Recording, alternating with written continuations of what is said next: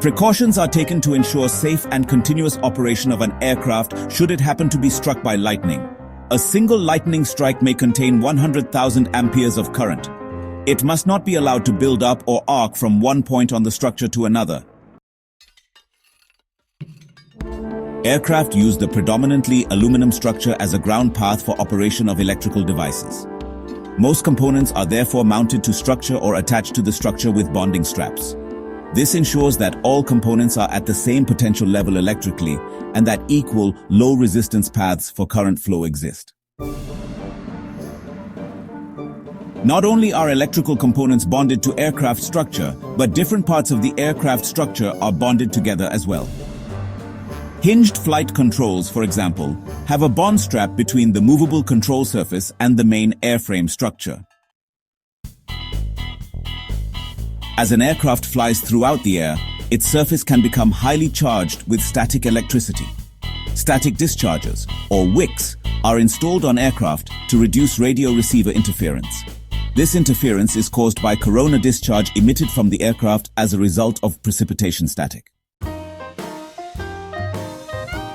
Corona occurs in short pulses which produce noise at the radio frequency spectrum. Static dischargers are normally mounted on the trailing edges of the control surfaces, wingtips, and the vertical stabilizer.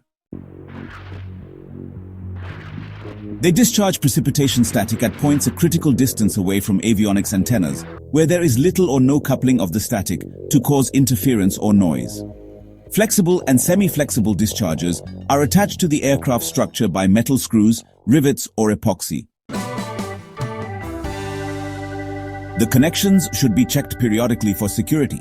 A resistance measurement from the mount to the airframe should not exceed 1/10 of an ohm. Inspect the condition of all static dischargers in accordance with manufacturer's instructions. When lightning strikes an aircraft with all bonding devices intact and working, there is no difference in potential from one part of the aircraft to another.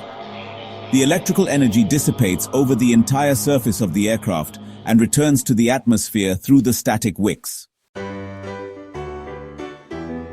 Note that all bonding straps should be inspected periodically to ensure that no potential is allowed to build, so that lightning is dissipated in this manner. Composite materials used to construct modern aircraft are not naturally conductive. To achieve the same static and lightning protection as an aluminum aircraft, conductive wires or layering of conductive material into composite components during layup ensures even distribution of electrical charges when all bonding procedures are followed. When making bonding or grounding connections in aircraft, observe these general procedures. Bond or ground parts to the primary aircraft structure where practical. Make bonding or grounding connections in such a way as to not weaken any part of the structure. Bond parts individually wherever possible. Make bonding or grounding connections against smooth, clean surfaces. Install bonding and grounding connections so that vibration, expansion or contraction or relative movement will not break or loosen the connection. Locate bonding and grounding connections in protected areas when possible. When possible, locate connections near handholds, inspection doors, and other accessible areas for easy inspection and replacement. Do not compression fasten bonding or grounding connections through any non-metallic material. Inspect all grounding and bonding straps to ensure they are free of corrosion, which will adversely affect performance. No more than 4 ground wires should be connected to a common ground stud. Each ground for electric power sources should be connected to separate ground points. Grounds for utilized equipment may be connected to a common point only when supplied from the same power source.